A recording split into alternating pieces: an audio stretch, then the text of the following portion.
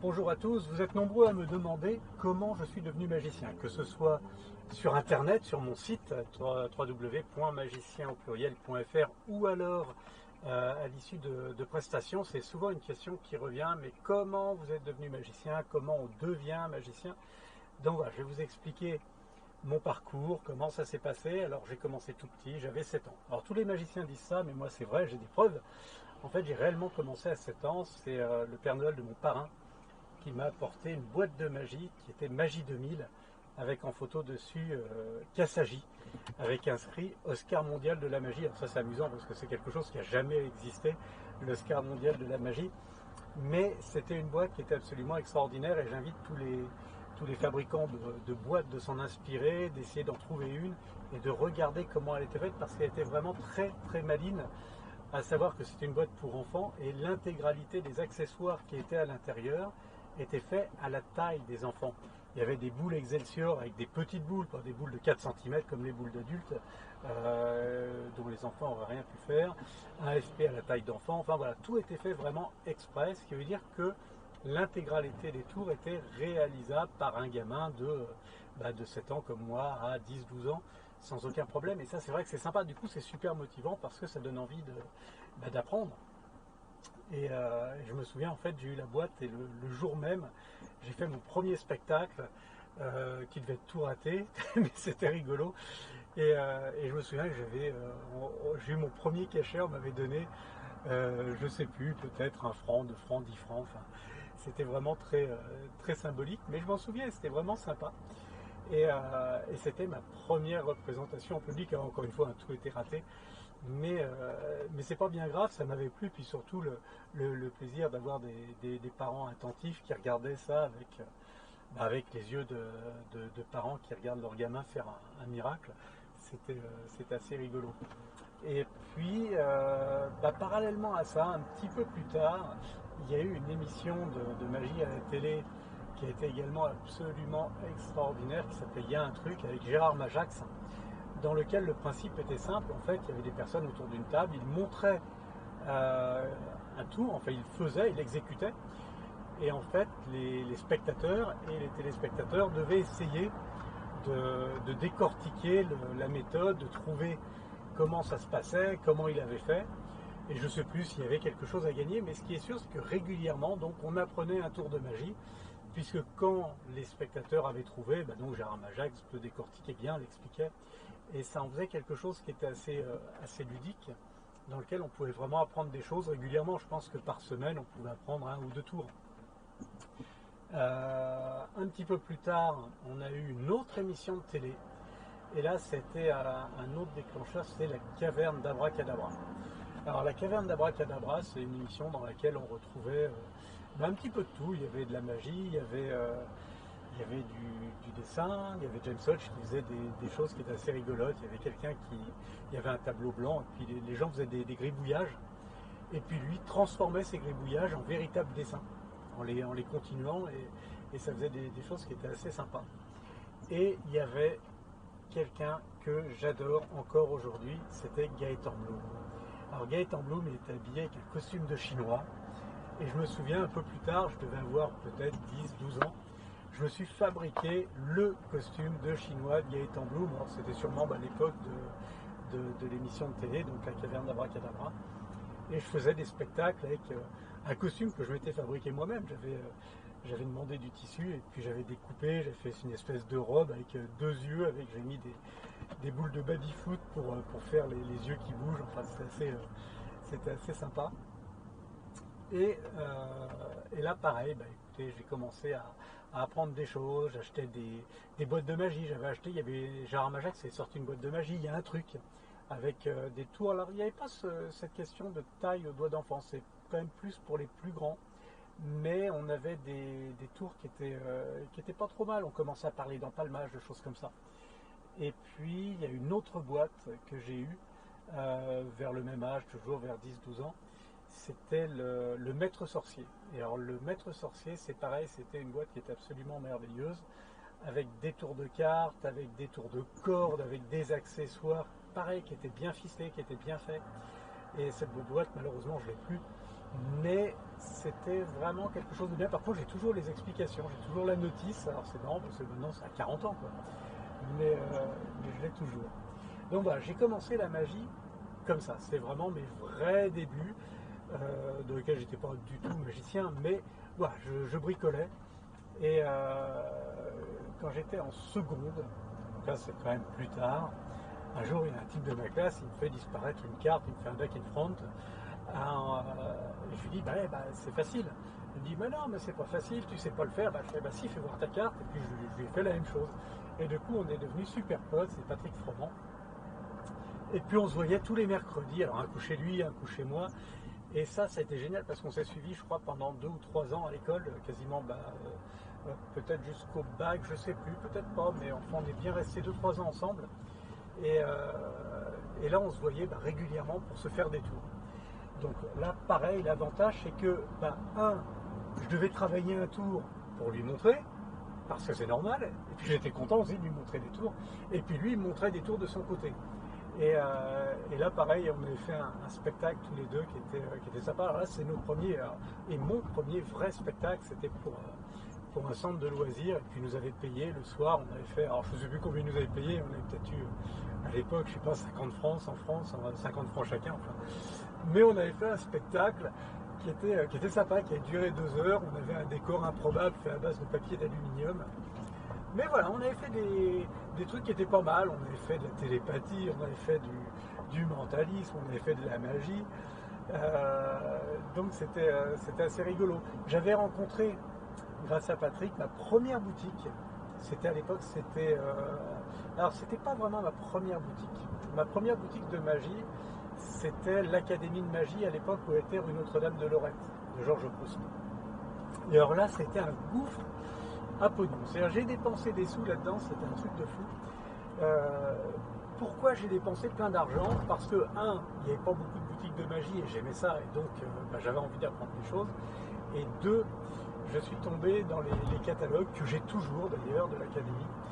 Je suis tombé sur des trucs d'un type qui s'appelait Christian Schellmann, qui vendait des choses assez improbables à base de poupées vaudou, de cartes de tarot, de choses comme ça, et j'ai acheté tout ce qu'ils vendaient, je les ai en originaux. Et un tour à l'époque, donc j'étais vraiment gamin, alors là pour le coup j'avais 16-17 ans, un tour ça coûtait 600 francs.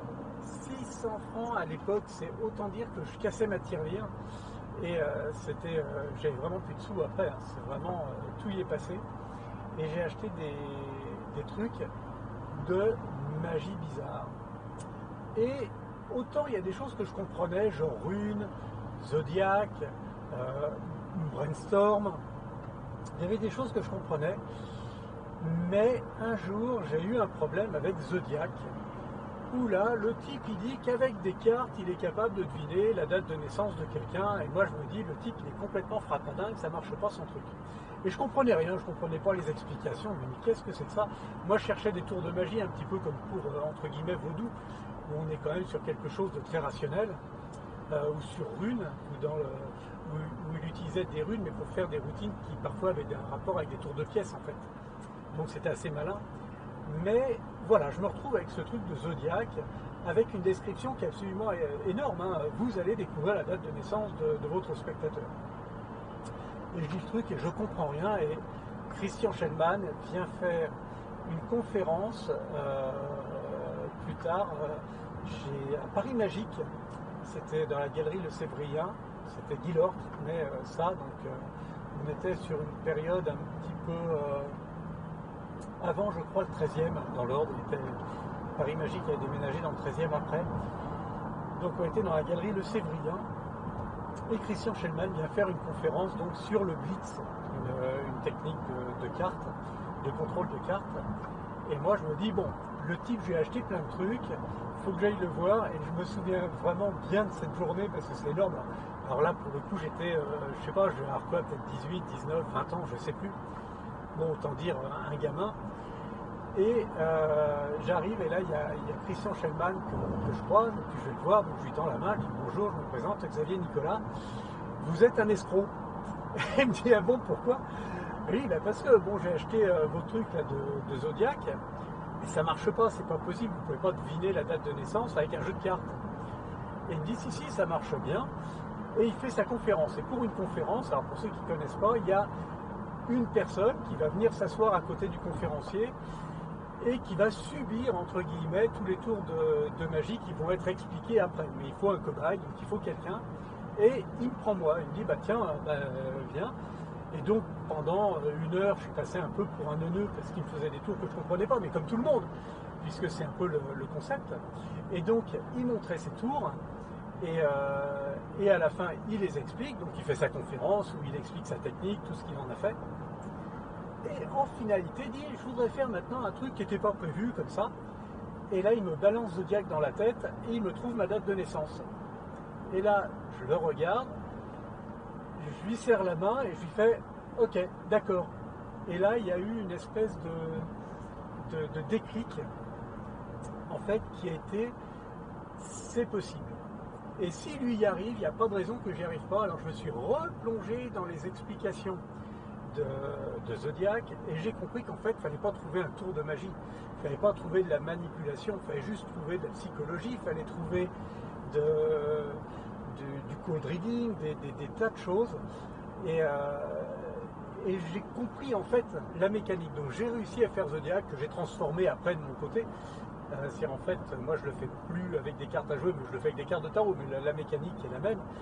Et c'est vrai qu'on peut trouver la date de naissance de la personne. C'est vraiment un truc de fou, parce que quand vous avez un spectateur à côté de vous, que vous lui faites mettre 12 cartes en rond sur une horloge, en forme d'horloge, et que vous lui dites, tiens, vous êtes né plutôt dans une saison froide, plutôt vers l'hiver, machin, novembre, enfin, et que vous lui dites, tiens, vous êtes né à telle date, sincèrement, la personne, elle se décompose un petit peu. Et un jour, avec Patrick Froment, d'ailleurs, on avait été invité par Christian Schellman sur une espèce de grosse exhibition qu'il avait fait. Alors, exhibition, c'était un salon, et je crois que ça s'appelait les XM Files. Et il avait monté tout un concept avec, il y avait Flip, il y avait Max Maven qui était là, il y avait lui, il y avait pas mal de pointures en mentalisme. Et moi je regardais Christian Schellman, je le regardais faire parce qu'il faisait des démonstrations. On n'était pas encore au niveau du surnatéum en termes d'objets, mais ça commençait à poindre vraiment des vitrines avec des tas d'objets incroyables, des crânes improbables avec des cornes, enfin des choses complètement folles, des siamois, des trucs de fou. Et à un moment donné, je l'ai vu faire Zodiac à une petite dame qui se promenait sur le salon, c'est un truc d'informatique, et il lui a balancé sa date de naissance juste en lui tenant la main, en faisant vraiment du cold reading, du pumping, des trucs, c'était absolument incroyable. Et petit à petit, il est arrivé, il lui a sorti sa date de naissance. C'était quand même, là pour le coup, un truc de fou.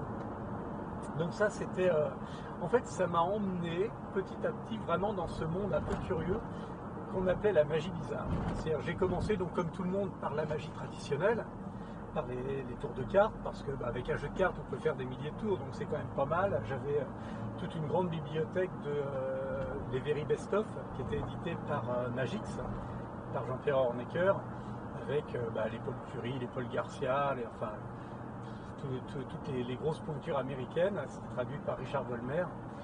Et il y avait une multitude de tours. Tiens, dans mes débuts, un des livres que j'avais adoré, c'était, je sais plus, je ne pourrais pas vous le dire maintenant parce que j'ai plus le titre en tête.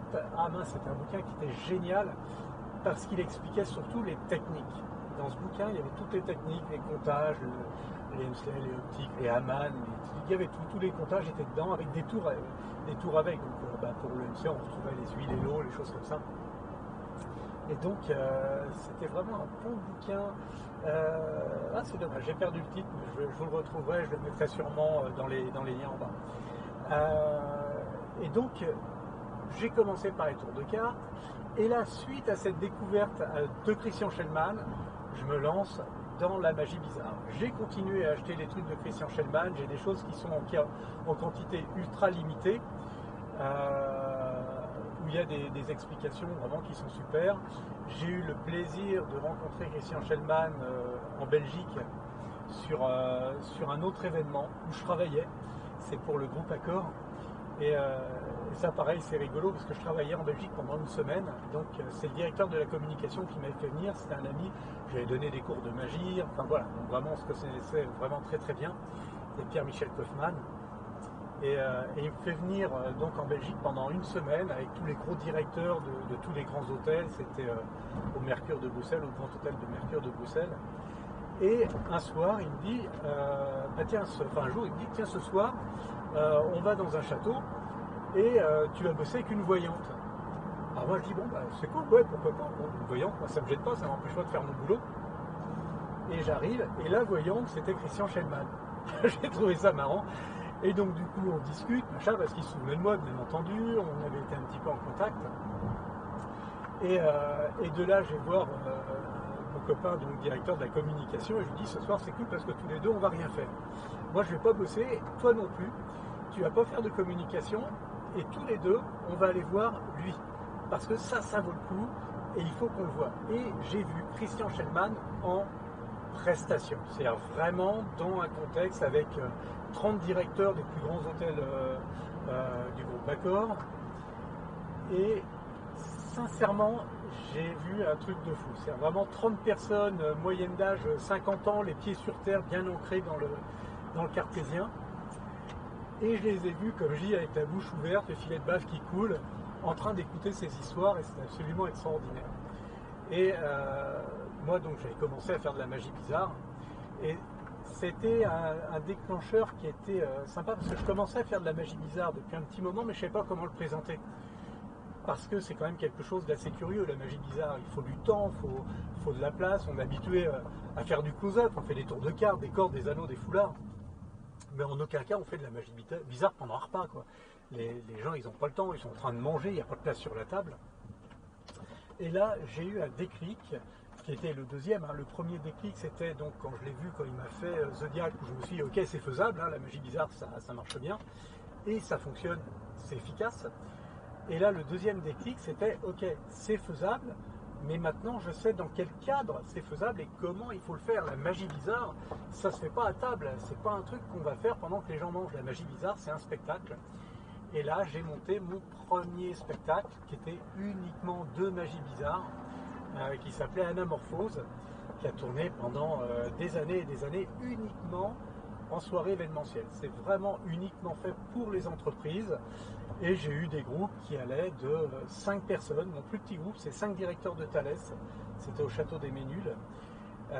J'avais 5 grands directeurs de Thalès que j'ai scotché pendant toute la soirée, avec du close-up à l'apéritif, un spectacle de cabaret au milieu du repas. Et à la fin, on s'est mis au bar à une table et je leur ai fait 1h30 de magie bizarre. Et donc ça, c'est pour le plus petit groupe que j'ai fait, 5 personnes. Et le plus grand groupe, j'ai fait du 3000 personnes dans des palais des congrès, alors là pour des grandes entreprises. Donc ça, voilà, c'était de la magie bizarre, c'était Anamorphose, ça nécessite pour des grands groupes de la vidéo, des choses comme ça, mais j'ai envie de dire que tout est réalisable dès l'instant où on donne la possibilité aux gens de voir. Et puis après, j'ai fait le spectacle en théâtre. Ça, c'était vraiment une demande que j'avais eue de la part d'un théâtre, un type qui m'avait vu, qui m'a dit, ah, j'aimerais bien que tu viennes faire ça. C'était au théâtre du Plessis-Robinson, où j'aimerais bien retourner d'ailleurs, mais bon, ça a changé, c'est plus la même personne. Et puis bon, la magie, c'est un truc qui n'est pas culturel, donc c'est très difficile de faire de la magie en théâtre, mais j'en parlerai. Et donc, j'ai transformé le spectacle Anamorphose en version théâtrale. Ça s'appelle toujours Anamorphose, c'était les mêmes tours. Mais à l'époque, il n'y avait pas vraiment de technique dans un théâtre, j'avais pas de budget pour mettre des écrans géants, des trucs comme ça, j'étais pas une entreprise, donc j'avais bidouillé avec des PowerPoint, pas avec des PowerPoint, avec des paperboards où j'écrivais des choses en gros, j'avais imprimé pour faire Equivox, j'avais imprimé des grosses pièces, enfin voilà, donc, mais je m'en étais sorti, c'était pas trop mal. Et donc ça, c'était la magie bizarre, et après je suis sorti du côté magie bizarre pour entrer dans le mentalisme avec un autre spectacle, un nouveau spectacle qui s'était appelé Mise en boîte, où là je dégageais toute la partie de la magie bizarre. La magie bizarre, c'est le côté historique des objets, l'histoire fabuleuse, la guerre, les morts et tout ça, enfin bref, j'avais dégagé tout ça et je suis entré vraiment dans le mentalisme pur avec ce spectacle donc, qui s'appelait Mise en boîte, qui avait été joué la première fois au théâtre Adiar pendant 2 jours. Le théâtre Adiar, c'est un théâtre qui est à la Tour Eiffel, beau théâtre, il doit bien y avoir 200-300 places. Et voilà, ça a bien fonctionné. Et puis après, l'évolution s'est faite sur un spectacle qui était vraiment là, vraiment très très bien construit. Et c'était la création de Remue-Ménage. Donc c'était en 2007, suite à ma rencontre avec Jacques Maillot. J'ai rencontré Jacques Maillot sur une soirée, c'était à l'hôtel Le Meurice. Et j'avais fait une soirée pour lui. En fait, c'est une association de chefs d'entreprise. Il y avait Dassault, il y avait plein de monde. C'était une espèce d'association où ils allaient bien manger dans un grand restaurant. Donc là, en l'occurrence, c'est Le Meurice. Et ils avaient un spectacle. Et donc, j'avais été choisi pour faire le spectacle. Et j'avais discuté avec Jacques Maillot en lui disant j'aimerais bien faire mon spectacle dans votre théâtre, donc le théâtre des Deux Ânes. Et il m'a dit banco, d'accord, ok, vous appelez mon assistante. Et puis voilà, je l'ai appelé et on a fixé une date. Et là, j'ai bossé donc le spectacle. Donc j'ai créé Mise en boîte en fait, Remue-Ménage. J'ai créé Remue-Ménage pour aller faire le spectacle au théâtre des Deux Ânes de Jacques Maillot. Donc ça, c'était la première. Et puis ensuite, je me suis retrouvé au théâtre de Nesle, un petit peu par hasard. J'avais animé un mariage où je faisais du close-up en ambulatoire pendant le cocktail. Et puis à un moment donné, il s'est mis à pleuvoir, à tomber des trompes d'eau, et tout le monde s'est rapatrié dans le château au niveau de la bibliothèque. Et c'était une bibliothèque avec plein de livres. Et donc en tant que mentaliste, c'est plus fort que moi, j'ai pris un bouquin de la bibliothèque et j'ai fait un book test avec. Parce que on n'est pas obligé d'arriver avec ces livres, on peut faire avec des livres qu'on trouve. Et donc là, j'ai commencé à faire ça à 1, 2, 3, 4 personnes, à partir plus dans le mentalisme, à refaire du book test. Et il y a une petite dame qui me dit tiens, mais vous devriez faire du théâtre. Je dis ouais, mais un théâtre c'est dur, faut le trouver, j'en connais pas. Et puis elle m'a dit j'ai une amie qui a un théâtre dans le 6e arrondissement, près de ces ponts je sais plus, ponts des Arts, je crois, enfin peut-être, oui je crois. Et donc au théâtre de Nesle. Elle m'a dit je vais lui en parler. Et donc elle m'a rappelé quelques jours après en me disant j'ai appelé mon ami, il faut que vous alliez la voir, ça peut l'intéresser. Et là j'ai vu donc cette personne, j'ai vu le régisseur du théâtre, j'aurais fait une démonstration, et mais c'est génial, et puis je me suis retrouvé au théâtre de Nesle, et ça fait 12 ans que j'y suis. Là c'est la saison 12, puisqu'on est en 2019, ça a commencé en 2007, voilà, donc ça fait bien ça fait bien 12 ans. C'est la 12e saison, alors il y a eu des passages de trous au niveau de la nouvelle du théâtre de Nesle, puisque j'ai fait par exemple la Nouvelle Ève pendant 5 mois, donc ça c'était une autre aventure, c'était un petit peu curieux, mais pareil, je vous raconterai probablement un jour cette péripétie qui s'est bizarrement terminée, c'est dommage, mais bon, c'est la vie, c'est comme ça. Et donc voilà, et puis je continue donc aujourd'hui au théâtre de Nesle, donc c'est sur des dates plus ou moins régulières, généralement c'est les premiers et troisièmes vendredis du mois. Là par exemple en ce moment il y a des trous, ça s'est fait sur maintenant là ce mois-ci, on est en juin 2019, donc ce sera le 21 et le 28 juin, donc voilà, les dates elles se placent un petit peu comme on peut, mais voilà, généralement c'est à peu près ça, c'est premier et troisième vendredi du mois quand les choses se passent bien et qu'il n'y a pas d'autres réservations au niveau du théâtre. Donc voilà, et puis parallèlement, donc je continue les soirées événementielles, parce que ça c'est quand même le gros de la chose, donc présenter ce qu'on aime, c'est moi personnellement j'aime et la magie et le mentalisme aux entreprises, et pour moi il n'y a pas de problème entre les deux. Souvent les gens disent mais tu peux pas faire de la magie avec du mentalisme, tu décrédibilises le mentalisme. Je vois pas pourquoi je décrédibiliserais le mentalisme en faisant de la magie. La magie c'est un travail, le mentalisme c'est un travail. Bon voilà, je connais les deux. Après tout, pourquoi pas. Et puis on est quand même dans le même domaine artistique, le mentalisme c'est une branche de la magie. historiquement parlant. Donc il n'y a pas de problème. Mais il y a vraiment une différence vraiment de présentation. C'est en mentalisme, on a vraiment cette capacité, alors quand on est vraiment mentaliste, hein, qu'on n'est pas juste magicien qui joue à faire du pseudo-mentalisme, on a quand même la capacité, la possibilité de faire des miracles hein, avec les gens sans rien. Et ça, c'est quand même énorme. Et ce qu'il faut, par contre, pour vraiment bien faire du mentalisme, c'est être en mesure de répondre à toutes les interrogations des spectateurs. Et il y en a.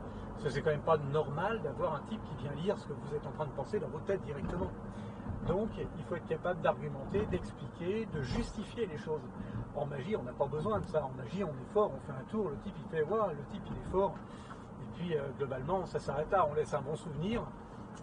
Mais il n'y a pas cette phase d'interrogation, parce qu'en magie, il y a le rationnel du spectateur qui va reprendre le dessus et qui va dire oui, bon ben voilà, le type il manipule bien, il est fort, j'étais loin, il y avait l'assistante qui arrivait avec son string à paillettes à ce moment-là, je ne sais pas pourquoi j'ai regardé elle. Le rationnel en fait va prendre le dessus par rapport à la magie. C'est-à-dire la magie, c'est un truc qui est bien fait, mais au bout de 30 secondes, ça y est, on retourne dans la vie normale. Le mentalisme, il y a vraiment cette faculté de s'imprégner dans le cerveau du spectateur qui a participé à une expérience, de s'ancrer et de l'aliéner un petit peu. Hein. Ça devient quelque chose qui est perturbant. J'ai pensé à un truc dans ma tête et le type il m'a dit ce que c'était. Et ça c'est quand même vraiment quelque chose qui est très très fort. Et je me bats contre les magiciens qui jouent au mentalisme et qui ne connaissent pas les bases, mais qui achètent un truc et qui mettent sur leur site internet mentalisme. Vous n'êtes pas mentaliste, ne jouez pas au mentalisme, vous êtes des magiciens qui font un peu de mentalisme, voilà, pour s'amuser. Il y a des bons, j'ai rien contre les bons vrais mentalistes, vraiment c'est pas un problème. Mais ceux qui se vendent en tant que mentalistes, mais qui sont pas, qui vont juste faire un truc par-ci par-là dans une soirée avec 90% de magie, vous n'avez pas globalement la légitimité de dire que vous êtes mentaliste, donc ne le faites pas parce que c'est pas honnête vis-à-vis du client. Et ça se ressentira parce que vous allez juste faire de la magie pour le spectateur. Vous n'allez pas faire un truc extraordinaire. Vous allez faire un truc, vous allez faire waouh, parce que, à mon avis, bah, vous ne savez pas le présenter. Vous ne savez pas le mettre en valeur pour que ça devienne extraordinaire. Je vous invite à regarder Christian Schellman, à regarder, à le voir réellement travailler en conditions réelles. Je vous jure que quand vous avez vu ça, vous avez compris ce que c'est. Et vous allez réellement comprendre hein, le pouvoir que ça peut avoir et les dégâts, entre guillemets, que fait du mentalisme mal réalisé. C'est vraiment pas cool. Et surtout, le résultat final va pas être optimum. Les gens vont repartir en disant bon, on a vu un magicien. Vous allez vous dire oui, mais j'ai fait du mentalisme. Bon, le spectateur, lui, n'en sait rien, quoi. Donc, il faut vraiment faire attention à ça. Ou alors vraiment travailler bien. Hein, encore une fois, moi, j'ai rien contre les magiciens qui font du mentalisme. S'ils sont capables de faire même une seule expérience, mais qu'elle est très bien faite, avec vraiment toute la justification qui va derrière, toute la psychologie, pouvoir expliquer, pouvoir argumenter, pouvoir être capable de parler pendant 1 heure en cocktail d'un effet que vous avez fait et de le faire monter encore plus, bah, à ce moment-là, ouais, je dirais même que vous êtes mentaliste. Hein, c'est pas la quantité d'effets qui fait qu'on est mentaliste, c'est la qualité de l'effet. Donc, voilà, donc ça c'était à peu près... bon voilà ce que je voulais vous dire aujourd'hui. Du coup, voilà, je suis parti de Boulogne. Là, je viens de ramener la caméra qui me sert à filmer parce que j'avais un problème de son. Donc voilà, je l'ai changé. J'ai branché la nouvelle qu'ils m'ont échangé, c'était chez Studio Sport, boutique que je vous conseille pour tout ce qui est drone, tout ce qui est appareil photo, tout ce qui est 3D, tout ce qui est 360 degrés. Vraiment, ils sont over top équipés. Donc c'est Studio Sport à Boulogne. Et donc voilà, je me suis occupé le trajet de chez eux jusqu'à chez moi. Là, je vais arriver dans 2 minutes. Et voilà, cette vidéo, c'était vraiment juste fait pour vous donner un petit peu en vrac des idées, mon parcours, parce que je vous dis régulièrement, on me le demande, hein, mais comment vous avez appris, comment ça s'est passé. Donc voilà, dans les choses pour ceux qui veulent apprendre, hein, allez-y, hein, la magie c'est vraiment super fun, c'est sympa, c'est bien, les gens ils adorent ça, mais faites-le bien. Donc vous évitez de vous dire tiens je suis magicien parce que j'ai vu un type qui m'a montré un truc sur YouTube. C'est pas cool ça, parce que vous ne serez pas magicien avec ça. Non, bossez, travaillez, répétez, devenez bon. Et vous allez vraiment pouvoir faire des choses sympas, quoi. Mais ça nécessite du travail. Prenez des cours. Moi, c'est un truc que j'ai jamais fait. Voilà, j'ai jamais pris de cours. J'ai tout appris tout seul parce qu'à l'époque, il n'y avait pas de cours, hein. J'ai commencé vraiment en solo par hasard. C'est quelqu'un qui m'a dit tiens, va voir un type qui a une agence. Et tiens, bah, ça, je vous expliquerai après une autre fois, ce sera rigolo. Et puis voilà, je suis devenu magicien professionnel, mais quand même avec un background de beaucoup d'années d'apprentissage. Mais j'ai pas eu cet apprentissage avec un maître. J'ai pas eu de maître. Et moi j'ai envie de vous dire, bah, prenez des cours, allez voir quelqu'un, allez voir, si vous voulez faire des cartes, bah, allez voir Bébel, qui est quand même le dieu des cartes, hein. Et les plus grands ont commencé avec lui, hein. On peut en parler à Antonio, il le connaît très bien. Et c'est vraiment le top du top. Apprenez avec quelqu'un qui va vous conseiller. Ce sera vraiment la meilleure des choses que vous pourrez faire. Inscrivez-vous dans des clubs, dans des associations. Et puis voilà, lâchez pas le morceau, apprenez, vous allez voir que c'est génial. Et ben voilà, je suis arrivé, je me gare. Ben voilà, c'était cool ce petit moment passé avec vous. Maintenant, je vais croiser les doigts parce que j'espère que ça aurait bien filmé. Parce que bah, j'en sais rien, je sais pas. C'est vraiment la première fois que je vais utiliser cette nouvelle caméra qui remplace mon ancienne qui avait un bug au niveau du son. Mais voilà, bah, j'espère que cette vidéo vous aura intéressé. Voilà, je vous ai raconté un petit peu le début de mon parcours, mais encore tellement de choses à raconter. Je vous souhaite à toutes et à tous une excellente journée. Salut, à plus.